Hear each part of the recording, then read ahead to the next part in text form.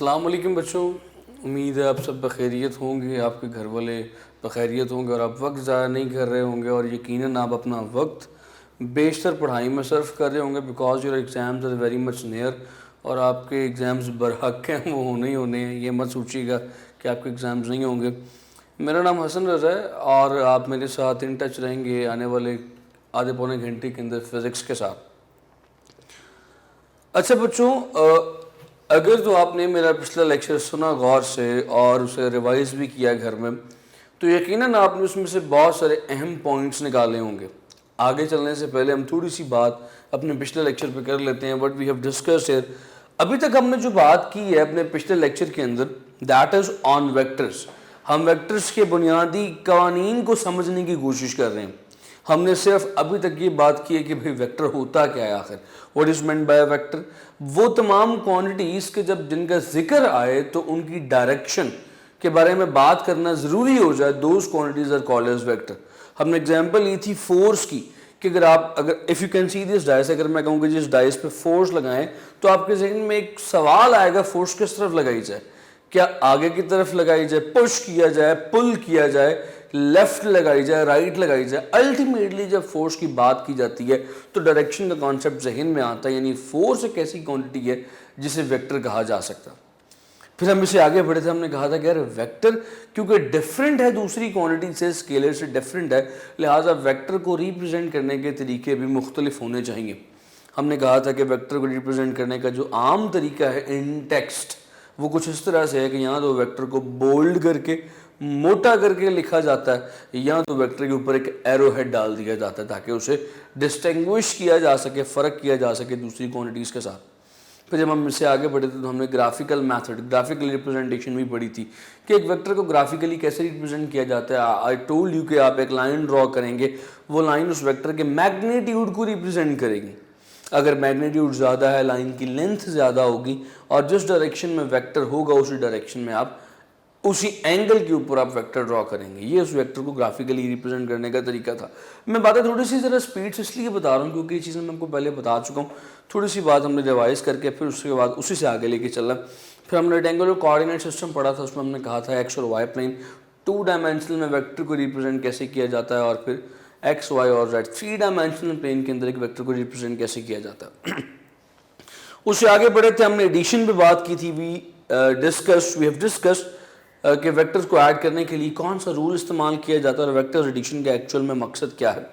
मैंने अपना लेक्चर, अपनी बात जिस सवाल पे ख़त्म की थी वो सवाल कुछ इस तरह से है, opposite of addition of vector is, addition का ऑपोजिट क्या है। बड़ा मशहूर एमसीक्यू है और मुझे यकीन है कि आपने उसके ऊपर कुछ सोच विचार भी की होगी। सो सब्ट्रैक्शन, मल्टीप्लिकेशन, डिवीजन या रेजोल्यूशन। इस सवाल के जवाब को डिस्कस मैं भी यकीनन नहीं करवाऊंगा। इस सवाल के जवाब को अभी जहन में सोच के रखें, थोड़ी देर के बाद इसका जवाब आपके सामने खुद ब खुद आ जाएगा। आगे चलते हैं, let's talk about subtraction of vectors. हमने जहां से बात शुरू करनी है, that topic is subtraction of vectors.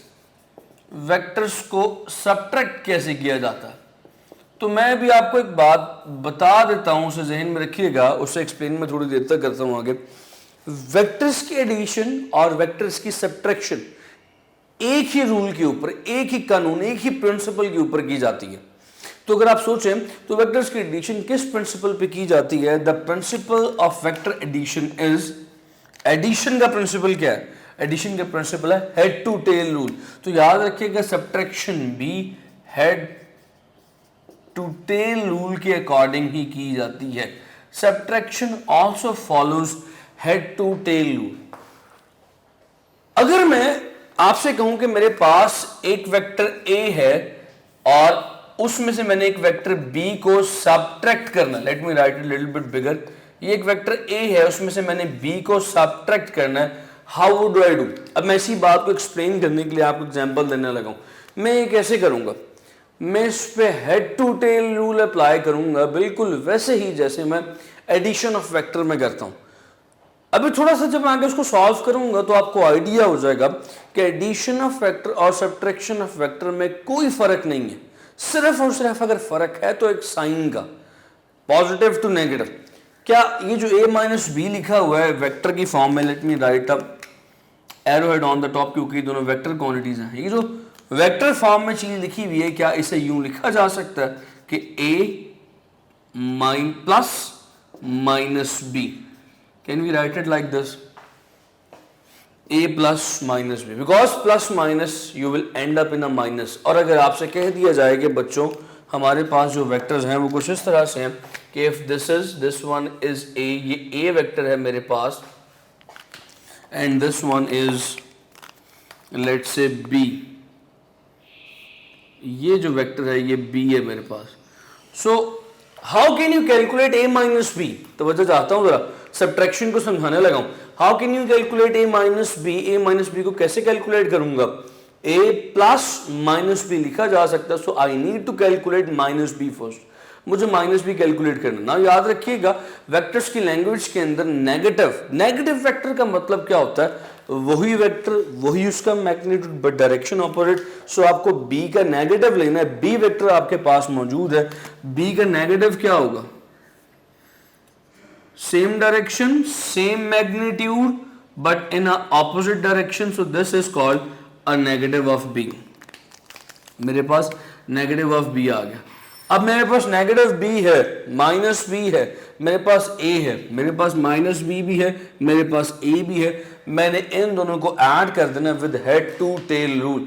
तो फिर देखिएगा सब्ट्रैक्शन कैसे होगी, दिस इज a वैसे ही आ गया वेक्टर, और b माइनस b, यानी कि हेड टू टेल रूल के मुताबिक b की टेल उठा के a के हेड के साथ जोड़ी, और ये माइनस बी आ गया। अब रिजल्टेंट के लिए रिजल्टेंट की टेल को पहले की टेल के साथ, रिजल्टेंट के हेड को दूसरे के हेड के साथ मिला दिया, तो ये जो ब्लैक वेक्टर मेरे पास आया that is actually a minus B.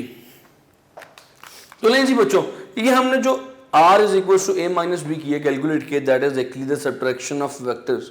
यहाँ पे जो चीज मैं आपको समझाना चाह रहा हूँ इस प्रोसेस के अंदर वो ये है कि subtraction b You have seen that head to tail rule के जरिए ही की है, बस जो वेक्टर सब्ट्रैक्ट करना था उसका नेगेटिव कैलकुलेट करके उसे पहले वेक्टर में ऐड कर दिया। तो subtraction is also done with the help of या according to the head to tail rule, head to tail rule के मुताबिक ही हुई है। अगर आप एडिशन पे थोड़ा सा गौर करें, एडिशन में हम क्या करते थे, दो वेक्टर्स को ऐड करके एक बना दिया, यानी दो वेक्टर्स से एक वेक्टर। सब्ट्रैक्शन में भी हम यही कर रहे हैं, दो वेक्टर्स, एक नेगेटिव वेक्टर है एक पॉजिटिव वेक्टर है, उनको ऐड करके एक बना दिया। So subtraction and addition they are similar things. सो सवाल ये था opposite of addition of vector is. जिन बच्चों ने सब्ट्रैक्शन ऑफ वेक्टर जवाब सोचा था वो जवाब गलत है। क्यों? ऑपोजिट की बात की जा रही है, जबकि एडिशन ऑफ वेक्टर और सब्ट्रैक्शन ऑफ वेक्टर तकरीबन एक ही चीज है। एडिशन ऑफ वेक्टर में दोनों पॉजिटिव वेक्टर्स को ऐड किया जाता है, जबकि सब्ट्रैक्शन ऑफ वेक्टर में एक पॉजिटिव और एक नेगेटिव वेक्टर को ऐड किया जाता है। सो एडिशन और सब्ट्रैक्शन तो सिमिलर चीजें, ऑपोजिट नहीं है। हमारे पास पीछे बची तीन ऑप्शंस। सो इन तीन ऑप्शंस के ऊपर थोड़ी देर तक बात करेंगे, यहां से आगे बढ़ते हैं। इसका जवाब क्या है, सही इस एमसीक्यू का सही जवाब क्या है वो स्टिल अभी नहीं, वो मैं आपको शायद आज के लेक्चर में बता दूं। इससे आगे फिलहाल चलते हैं। एक बड़ा मशहूर सवाल आपकी किताब का,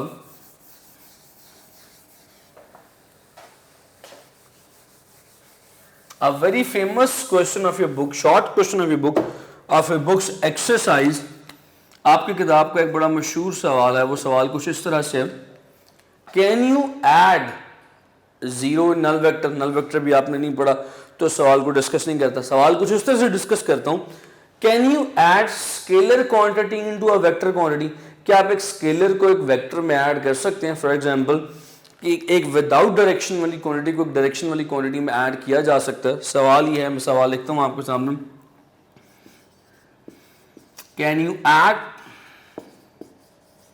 स्केलर इनटू वेक्टर। क्या स्केलर और वेक्टर क्वांटिटीज को आपस में ऐड किया जा सकता है? व्हाट डू यू थिंक, क्या ख्याल है, क्या जवाब है आपका? देखिए, मैं इस सवाल को कुछ इस तरह से अगर आपसे पूछूं कि क्या बच्चों मेरे पास 2x और 5y लिखा हो, क्या इनको ऐड किया जा सकता है? नहीं, ये फॉर्मूले में एज इट इज लिखे रहते हैं, इनको ऐड क्यों नहीं किया जा सकता? इसके बरअक्स अगर 2x प्लस 2x लिखा हो तो ये ऐड होके 4x लिखा जा सकता है।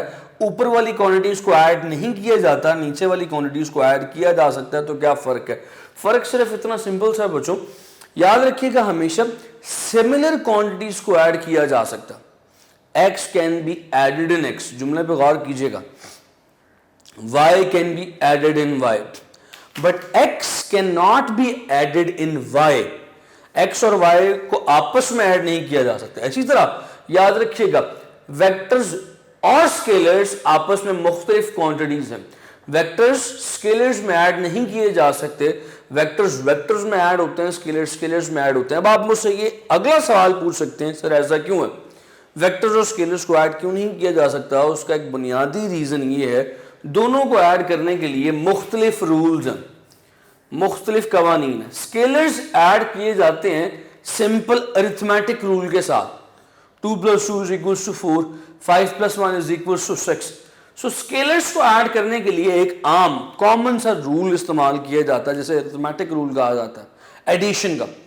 जबकि vectors are not added by simple arithmetic rule. Vectors को ऐड करने के लिए जो रूल हम पढ़ते हैं उसे हमने कल डिस्कस किया था, that is head to tail rule. So ये यहाँ पे एक बात ज़हन में रखिएगा, अगर आपसे कभी भी पूछा जाए can you add scalar into vector, the जवाब is, the answer is no, the scalars can never be added into vector. The reason is because they both are different classes. ये मुख्तलिफ क्लासेस हैं। वेक्टर्स को add करने के लिए एक अलग कानून है, vectors can be added by head to tail rule, और स्केलर्स को ऐड करने के लिए एक अलग कानून है जिसे अरिथमेटिक रूल कहते हैं, मैथ्स का रूल कहते हैं, मैथमेटिक्स का रूल कहते हैं, एडिशन का। तो लिहाजा इन दोनों को आपस में ऐड नहीं किया जा सकता। पॉइंट समझ रहे हैं? अब फिर बच्चों से ये सवाल है कि क्या वेक्टर और स्केलर को आपस में मल्टीप्लाई किया जा सकता है? क्या वेक्टर और स्केलर को आपस में डिवाइड किया जा सकता है? क्या वेक्टर और स्केलर को आपस में सबट्रैक्ट किया जा सकता है? तो मैं छोटा सा टेबल अपने बच्चों को बनवा दिया करता हूं कि वेक्टर्स और स्केलर्स में, फॉर एग्जांपल यहां पे एक वेक्टर है और यहां पे एक स्केलर है, दे कैन बी डिवाइडेड, इनको डिवाइड किया जा सकता है और मल्टीप्लाई किया जा सकता है। याद रखिएगा vectors and scalars can only be multiplied और डिवाइडेड। वेक्टर और स्केलर को आपस में मल्टीप्लाई और डिवाइड किया जा सकता है, और इनको ना तो सबट्रैक्ट किया जा सकता है। वेक्टर्स एंड स्केलर्स की मल्टीप्लिकेशन, वेक्टर एंड स्केलर की addition and subtraction, that is not possible. ये मुमकिन नहीं है, ये प्रोहिबिटेड है। जैसे वो आपने नो पार्किंग का साइन देखा हुआ ना, ये वैसा साइन है, ये हो नहीं सकता। एडिशन और सब्ट्रैक्शन वेक्टर स्केलर की पॉसिबल नहीं है, बिकॉज एडिशन और सब्ट्रैक्शन के मुख्तलिफ कवानीन हैं, इनके रूल्स डिफरेंट हैं। एडिशन वेक्टर्स की होती है हेड टू टेल रूल से, सब्ट्रैक्शन वेक्टर्स की होती है हेड टू टेल रूल से, स्केलर्स के एडिशन और सब्ट्रैक्शन होती है सिंपल मैथमेटिक्स के रूल से। लिहाजा कवानीन मुख्तलिफ हैं, लिहाजा they can not be added और सब्ट्रैक्टेड। जबकि वेक्टर और स्केलर आपस में मल्टीप्लाई और डिवाइड किए जा सकते हैं। यकीनन अब आपका अगला सवाल ये होगा कि सर अगर प्लस और माइनस नहीं किए जा सकते तो फिर मल्टीप्लाई और डिवाइड कैसे किए जा सकते हैं? इसी चीज को हमने आगे डिस्कस करना है। तो let's move towards new thing that is called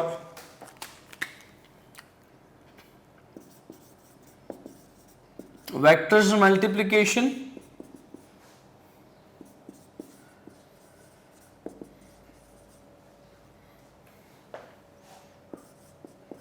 with scalar. एक वेक्टर को अब हमने मल्टीप्लाई करना है एक स्केलर के साथ। Let's see what happens. मैं आपको उसकी एग्जांपल देता हूं। स्केलर से मल्टीप्लाई करने का क्या मतलब है? Can you see this cap of marker? एक मार्कर की कैप है, अब मैं इसको खोलना चाह रहा हूं, मैंने इसमें इंक रिफिल करनी है, मैं इसे खोलना चाह रहा हूँ, मैं इस पर फोर्स लगा रहा हूँ 10 न्यूटन की, और मेरे से खुल नहीं रही है। अब आपने से कोई बच्चा सारा मामला सारा माजरा देख रहा है, उसने कहा सर ਤੁਹਾਡੇ ਕੋਲੋਂ मार्कर नहीं खुलन लगा, ਤੁਹਾਡਾ रोज़ा है नहीं खुलेगा। सर अगर आप इस मार्कर को खोलना चाहते हैं तो दुगनी फोर्स लगाएं, जुमले पे गौर किया, डबल फोर्स लगाएं, 2 टाइम्स फोर्स लगाएं। मैं पहले फोर्स लगा रहा था 10 न्यूटन, तो मुझे अब कितनी फोर्स लगानी पड़ेगी? 20 न्यूटन। तो ये क्या किया मैंने 10 को, फोर्स को, वेक्टर को क्या 2 से मल्टीप्लाई नहीं कर दिया? So vectors can be multiplied with a scalar.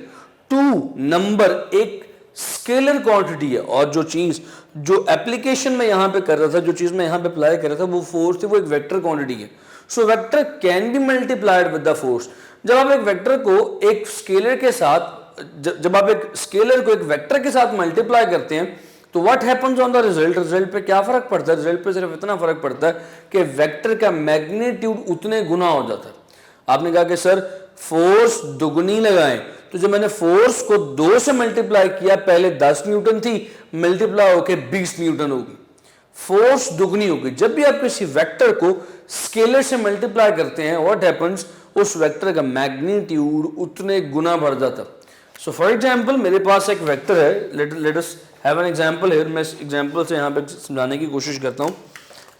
Suppose कीजिए कि मेरे पास एक वेक्टर है यहां पे a, this is a vector a। मैं चाहता हूं कि किसी तरह 2a कैलकुलेट करूं, तो 2a क्या होगा? 2a vector a multiplied with 2, you will have double the magnitude but direction remains same. तो ये जो चीज आएगी मेरे पास, ये 2a होगी जब मैंने a को 2 से मल्टीप्लाई किया। a दुगुना हो गया, जैसे फोर्स 2 टाइम्स हो गई। ये मैंने आपको समझाया है कि जो लेंथ होती है वो मैग्नीट्यूड को रिप्रेजेंट करती है, डायरेक्शन रिमेन्स सेम। इसी तरह जब मैं किसी वेक्टर को n से मल्टीप्लाई करूंगा, फॉर एग्जांपल ये वेक्टर a था, a को मैंने n से मल्टीप्लाई किया, what will happen? The magnitude of a will becomes n time.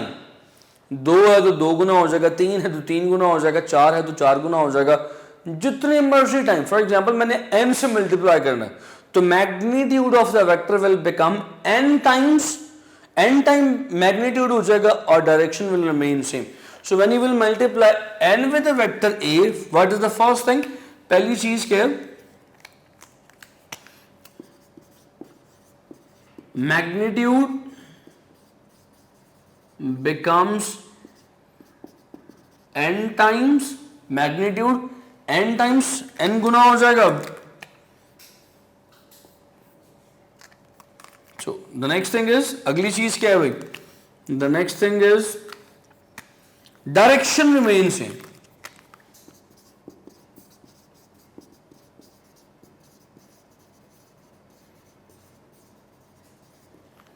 Direction same रहेगी, डायरेक्शन में कोई फर्क नहीं पड़ेगा। जैसे आपने देखा a को 2 से मल्टीप्लाई की, डायरेक्शन वही थी, बस a का मैग्नीट्यूड डबल हो गया।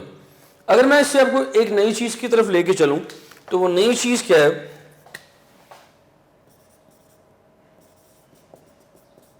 multiplication with a negative number, negative scalar के साथ मल्टीप्लाई किया था। यहां पे देखें n पॉजिटिव था, 2 भी पॉजिटिव था, मगर अब मैं कहानी थोड़ी सी मुख्तलिफ करने लगा हूं। अब मैं मल्टीप्लाई करूंगा इस वेक्टर को विद सम नेगेटिव नंबर। मान लीजिए कि ये वेक्टर है a, इसे मल्टीप्लाई करना चाह रहे हैं -2 के साथ। What will be -2a? क्या ख्याल है? -2 क्या a क्या हो जाएगा? अभी मैं आपको बता चुका हूं कि नेगेटिव का मतलब वेक्टर्स की जुबान में ऑपोजिट होता है। तो ये 2a क्या करेगा? इस a के मैग्नीट्यूड को एक तो डबल करेगा, और नेगेटिव क्या करेगा? दूसरा इसकी डायरेक्शन को रिवर्स कर देगा, ऑपोजिट कर देगा। So what you will get in a negative 2a? Magnitude doubled, direction reverse. So याद रखिएगा, अगर बात आ जाए नेगेटिव नंबर के साथ किसी वेक्टर की मल्टीप्लिकेशन की, तो पॉइंट्स क्या ज़हन में रखने हैं मेरे प्यारे बच्चों ने? पॉइंट्स ज़हन में रखने हैं। पहली चीज, magnitude will be n times, उम्मीद है कि आपको नजर आ रहा होगा। सेकंड थिंग इज, जो दूसरी चीज है वो ये है डायरेक्शन, क्योंकि नेगेटिव नंबर है डायरेक्शन बिकम्स ऑपोजिट। क्या ख्याल है? Clear that point? ये पॉइंट समझ में आ गया बच्चों? सो ये नेगेटिव नंबर के साथ मल्टीप्लिकेशन होगी। अच्छा, अब आपने यहां पे यकीनन एक बात आपके जहन में यकीनन एक सवाल आ रहा होगा कि बच्चों ये तो मैंने आपको जो कहानी सुनाई है वो मल्टीप्लिकेशन की सुनाई है, लेकिन मैंने थोड़ी देर पहले जो आपको बताया था उसमें मैंने ये भी कहा था कि डिवीजन भी पॉसिबल है, वेक्टर्स को स्केलर्स पे डिवाइड भी किया जा सकता है। Now how is that possible? Vectors की मल्टीप्लिकेशन की कहानी तो हमें समझ में आ गई। Now what is the effect of division of vectors with scalar?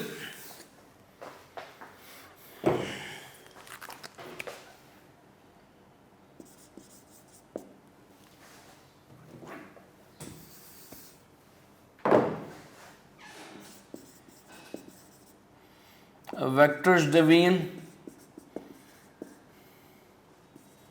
मैं इस डिवीजन के कॉन्सेप्ट को समझाने लगा हूं जरा आपको। डिवीजन बिल्कुल उसी तरह होगी जिस तरह से मल्टीप्लिकेशन है। जैसे मैंने भी कहा था कि सब्ट्रैक्शन वैसे ही उसी कानून पे होगी जिस तरह से एडिशन है। So subtraction is similar to addition, आपस में मैंने बताया वेक्टर्स के केस में। इसी तरह वेक्टर और स्केलर की जिस तरह से मल्टीप्लिकेशन है उसी तरह उसी रूल पे वेक्टर और स्केलर की आपस में डिवीजन है। कैसे? सपोज कर लीजिए I have got a vector A, ये मेरे पास एक वेक्टर ए है और मुझे फाइंड क्या करना है? मुझे इस वेक्टर को डिवाइड करना है जनाब, लेट्स से a/2। मुझे वेक्टर का हाफ कैलकुलेट करना है, वेक्टर को 2 पे डिवाइड करना है। तो बच्चों अगर मैं अपनी कॉमन सेंस थोड़ी सी इस्तेमाल करूं, जो खुदा ना खास्ता थोड़ी सी है मेरे पास, तो पता ये चलेगा this a/2 can be written as 1/2 multiply by a। Can I write it like this? लिखा जा सकता है इस तरह से, a को 1/2 से मल्टीप्लाई कर देना। 1/2 means half. So what is going to happen here? यहाँ पे क्या होने वाला है? यहाँ पे इस वेक्टर का मैग्नीट्यूड हाफ रह जाएगा लाइक दिस, डायरेक्शन सेम रहेगी। So that is called 1/2a। ये मैंने वही चीज कैलकुलेट कर ली जो मुझे कैलकुलेट करने के लिए की गई थी। एक्चुअली मैंने यहाँ पे कैलकुलेट किया क्या है? मैंने यहाँ पे वेक्टर को डिवाइड किया है 2 के ऊपर। जितने पे डिवाइड करना हो उतने टाइम्स मैग्नीट्यूड कम कर दें। 3 पे डिवाइड करना हो तो 3 टाइम्स मैग्नीट्यूड कम कर दें। As simple as that, simple सी कहानी।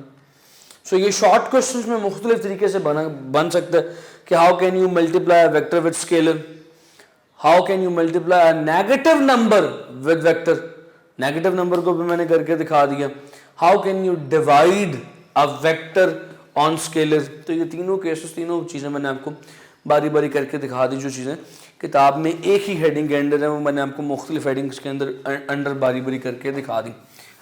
अच्छे से आगे चलते हैं। अब एक चीज़ जो मैंने आपको यहाँ पे अभी तक नहीं करवाई लेकिन किताब में थोड़ी देर पहले उसका टॉपिक गुजर चुका है, वो मैं आपको अभी बता देता हूँ, क्योंकि अभी वो बताऊंगा तो ज़्यादा बेहतर तौर पे समझ आएगी।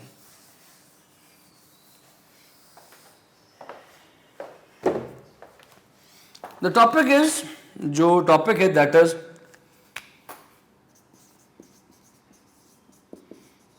Resultant of vector. Resultant of vector क्या चीज है बच्चों? रिजल्टेंट जैसे हमें नाम से जाहिर हो रहा है, रिजल्टेंट। ये जो वर्ड रिजल्टेंट है that is actually the word originated from result. Resultant का लफ्ज रिजल्ट के लफ्ज से निकला हुआ। तो रिजल्ट क्या होता है? नतीजा। तो रिजल्टेंट वेक्टर क्या होगा? मान लीजिए कि आप दो वेक्टर्स को ऐड कर रहे हैं एक्स वाई कंपोनेंट के अंदर। आपके पास this one is Y axis, this one is y, this one is x axis. आपने दो वेक्टर्स को ऐड कुछ इस तरह से किया कि एक वेक्टर a ये था, एक वेक्टर a ये था बच्चों, और इसके ऊपर ये लगा b। जवाब में जो आया, जुमले पे गौर कीजिएगा, जवाब में नतीजे में जो आया वो ये ग्रीन कलर का वेक्टर है। तो ये ग्रीन कलर का वेक्टर नतीजा है, जवाब है। This vector is called as resultant vector. अब रिजल्टेंट वेक्टर की बच्चों खसूसियत ये होती है कि रिजल्टेंट वेक्टर में तमाम वेक्टर्स की प्रॉपर्टीज पाई जाती हैं। यानी कि जो प्रॉपर्टीज ए की हैं, जो प्रॉपर्टीज बी की हैं, वो तमाम प्रॉपर्टीज मिल के रिजल्टेंट में पाई जाती हैं। मैं एक्सप्लेनेशन के तौर पे आपको पुरानी एग्जांपल बता देता हूँ। मैंने कहा था कि आपका ये बेस कैंप है, आप यहाँ से निकले पॉइंट ए तक पहुंचे, ए से निकले पॉइंट बी तक पहुंचे, बी पे जाके खो गए, बी पे जाके आपने बेस वालों से कहा कि बंदा भेजे हमें बी से लेके आए। तो मैंने कहा था कि जो बंदा आएगा बेस से, बेस कैंप से आपको लेने के लिए यहाँ तक बी तक, वो इस रास्ते को फॉलो करता हुआ नहीं जाएगा, वो इस रास्ते को डायरेक्टली फॉलो करेगा थ्रू रिजल्टेंट। यानी कि रिजल्टेंट में जो काम आपने ए और बी में अलग अलग किया वो सारा मजमूई तौर पे रिजल्टेंट में होगा। तो रिजल्टेंट इज द, जुमले पे गौर कीजिएगा, resultant is the combined effect of all the vectors under consideration. ये तो दो हो गए ना, जितने मर्जी वेक्टर्स और होते हैं यहाँ पे ऐड हो रहे होते, उन सब का इफेक्ट इकट्ठा जिस वेक्टर में होता है that is called as resultant vector. Point समझ में आता है बच्चों? If you have got any question, तो you can comment, you can ask, पूछ लीजिएगा। Then there is the new concept and a very important concept that is unit vector। मुझे unit vector को समझाना है आपको जरा। Very important thing is what is called unit vector। मैं भी चीजें कुछ बड़ी स्लो लेके चल रहा हूँ आपके साथ, बिकॉज यही आपकी यहाँ पे बुनियाद है, इन्हीं चीजों पे आपकी बेसिस है, ये बेसिस आपके स्ट्रॉन्ग होंगी, फिर हम आगे चलेंगे। What is meant by unit vector बच्चों? मैं अक्सर ये बात क्या कहता हूँ कि जो फिजिसिस्ट हैं उन्हें एक प्रॉब्लम है, एक बीमारी है। उस बीमारी का नाम ये है कि जो भी डेफिनेशन वो पढ़ते हैं उस डेफिनेशन को मैथमेटिकल फॉर्म में लिखने की कोशिश करते हैं। सो वेक्टर की डेफिनेशन क्या थी? वेक्टर की डेफिनेशन थी a vector is a quantity which can be described by magnitude and direction. Vector एक ऐसी क्वांटिटी है जिसे डिस्क्राइब किया जा सकता है किस तरह? Bye magnitude and direction. Vector को डिस्क्राइब करने के लिए मैग्नीट्यूड और डायरेक्शन का होना लाजमी है। ये डेफिनेशन है। इस डेफिनेशन को मैथमेटिकल फॉर्म में लिखें, यूनिट वेक्टर समझ में आ जाएगा। मैथमेटिकल फॉर्म क्या है? वेक्टर कैसे बना? मैग्नीट्यूड और डायरेक्शन से। लो भाई, मैंने यहां पे दो चीजें आपके सामने रख दी।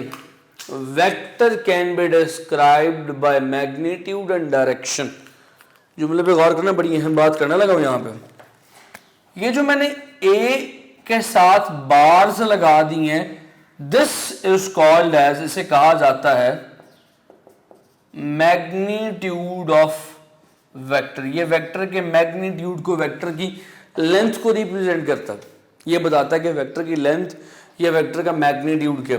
और ये जो मैंने ए के ऊपर एक हैट डाल दिया, कैप डाल दिया, this thing is called as unit vector. इसे यूनिट वेक्टर कहते हैं। ये यूनिट वेक्टर क्या चीज है, क्या बताता है? It tells you the direction of vector, कि भाई वेक्टर है किस तरफ। सो how can you define a unit vector? आप यूनिट वेक्टर को डिफाइन कैसे करेंगे? यूनिट वेक्टर क्या चीज है? यूनिट, इसका अपना कोई मैग्नीट्यूड नहीं होता, ये सिर्फ और सिर्फ इस वेक्टर को, जिसका ये यूनिट वेक्टर है, ये इस वेक्टर को डायरेक्शन बता रहा होता है, इसकी डायरेक्शन दिखा रहा होता है। सो how can you define this unit vector?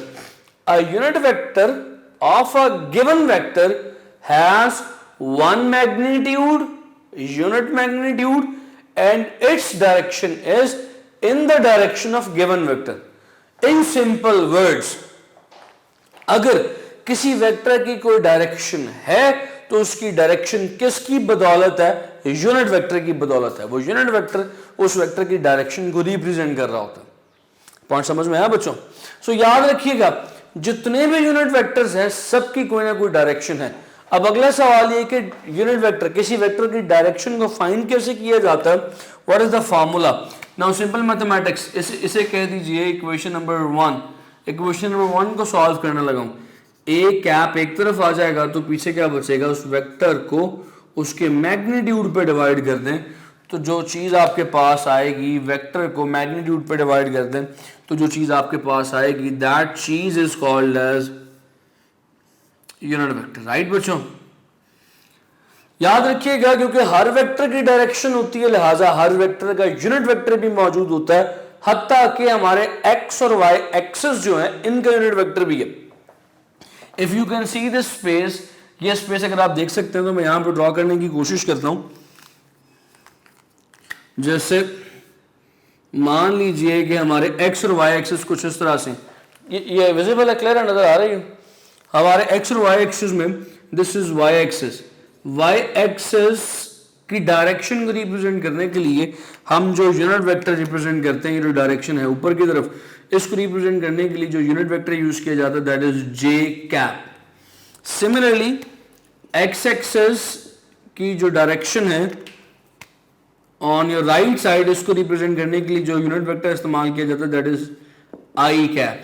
I for X, Y for J, negative X axis के लिए नेगेटिव आई कैप, इसके लिए नेगेटिव जे कैप। बात समझ में आ रही है बच्चों? यानी in simple words X axis is represented by I, Y is represented by J. और अगर आपके पास 3 डायमेंशनल एक्सिस है, मैं इस तरफ लेके आता हूं, 3 डायमेंशनल एक्सिस में क्या होता है? X, Y and this one is Z, right? X बताया किससे? आप मेरे साथ साथ बोलें। एक्स को रिप्रेजेंट करते हैं आई के साथ, y is represented by j, z is represented by k, right बच्चों? So every vector has its own unit vector, her vector का एक अपना यूनिट वेक्टर होता है, it is used to represent its direction। क्या ख्याल है? यहां तक बात समझ में आती है? बड़ा मशहूर शॉर्ट क्वेश्चन है, बहुत इंपॉर्टेंट शॉर्ट क्वेश्चन है। इस चैप्टर में से 3 शॉर्ट क्वेश्चंस बनते हैं। मैंने आपको पहले दिन ही सारी स्कीम बताई थी और साथ कहा था कि उसी हिसाब से आपने प्रिपरेशन करनी है। इसमें से बनते तो 3 शॉर्ट क्वेश्चन है, लेकिन इसमें से वाइड वैरायटी ऑफ क्वेश्चन है और हर क्वेश्चन एक से एक बढ़ के सुनने में होगा, एक से एक बढ़ के इंपॉर्टेंट है। ये सवाल जो यूनिट वेक्टर का है पास्ट पेपर्स में कई दफा आ चुका है, आपकी एक्सरसाइज का पहला सवाल है ये और कई दफा आपके पास्ट पेपर्स में आ चुका है। सो यूनिट वेक्टर क्या है, बस 1 मिनट में डिफाइन कर दूं। What is a unit vector? जुमले पे डेफिनेशन बोली थी, जुमले पे गौर कीजिएगा, किताब में भी लिखी हुई है। What is a unit vector?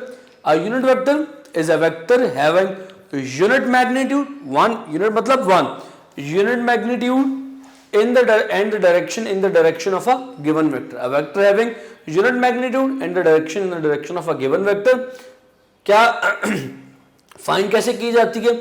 a cap is equals to a vector divided by a magnitude। Her vector की होती है, लिहाजा x एक्सिस के लिए जो यूनिट वेक्टर होगा वो i है, y एक्सिस के लिए j है और z एक्सिस के लिए जो है दैट इज k, राइट बच्चों? सो यहाँ पे आज हम अपने लेक्चर को ख़त्म करते हैं, यहाँ पे आज अपने लेक्चर का अख्ताम करते हैं। इंशाल्लाह दोबारा आपसे कल मुलाकात होगी। अपना ख्याल रखिएगा। कल तक के लिए अल्लाह हाफ़िज़।